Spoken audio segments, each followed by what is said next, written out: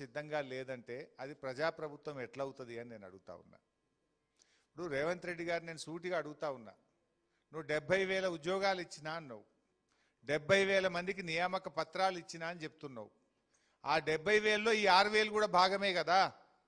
మరి జీతం లేనిది అది నియామక పత్రం ఎట్లయితుంది? ₹1 జీతం ఇవ్వకుండా అది ఉద్యోగం ఎట్లయితుందో సమాధానం చెప్పాలి రేవంత్ రెడ్డి రోజు. అరే ₹1 జీతం ఉండదు, నెల నెల జీతం ఇచ్చేది లేదు, మరి జీతమే లేనప్పుడు అది ఉద్యోగం ఎట్లయితుంది? అది నియామక పత్రం ఎట్లయితుంది? అది అంటే రేవంత్ రెడ్డి చెప్పిన 70,000 ఉద్యోగాలు ఎంత బూటకమో దీన్ని బట్టి అర్థమైపోతా ఉంది. ఏమనంటే నేను 70,000 ఉద్యోగాలు ఇచ్చిన అంటాడు. ఆ 70,000లో ఈ 6,000 ఉత్తదే కదా, ₹1 జీతం లేదు. ఏమన్నా అడిగితే కలెక్టర్లు ఏమంటున్నారు మిమ్మల్ని? రైతుల దగ్గర వసూలు చేసుకోండి, ప్రజల దగ్గర లంచాలు తీసుకోండి. ఇదా ప్రజాప్రభుత్వం చెప్పేది? ప్రజలను అడుక్కోండి, ప్రజల దగ్గర లంచాలు తీసుకోండి, రైతుల దగ్గర అడుక్కోండి అన్నప్పుడు అది ఎట్లా ప్రజాప్రభుత్వం అవుతుంది? ప్రజల కోసం పనిచేసే ప్రభుత్వం ఎట్లయితుంది? మీరందరూ కూడా ఇలా బీటెక్ ఎంటెక్ చదివి graduates, civil engineering, civil diploma holders, ఇలా యువశక్తి మీరంతా కూడా.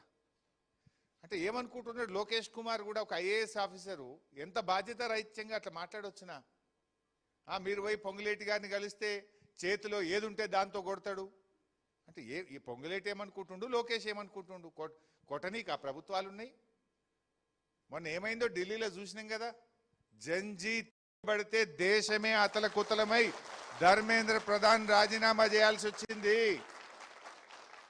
ఈ 6,000 మంది యువత తలుచుకుంటే ఏమై ఒక్కసారి ఆలోచించుకోమని రేవంత్ రెడ్డికి పొంగులేటిని హెచ్చరిస్తా ఉన్నా.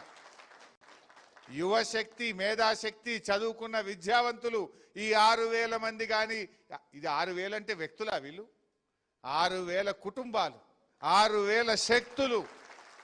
వీళ్ళు తిరగబడితే ఏమవుతుందో ఒక్కసారి గుర్తు తెచ్చుకో. గట్లే పిల్లలు ఈ పిల్లలతో ఏమైందంటే పిల్లలు కాదు చిచ్చర పిడుగులని ఢిల్లీలో చూపించింది. మొత్తం దేశం కదిలింది. మరి 6,000 మంది యువత కదిలితే మరి ఏమవుతుందో ఒక్కసారి ఆలోచించుకోండి.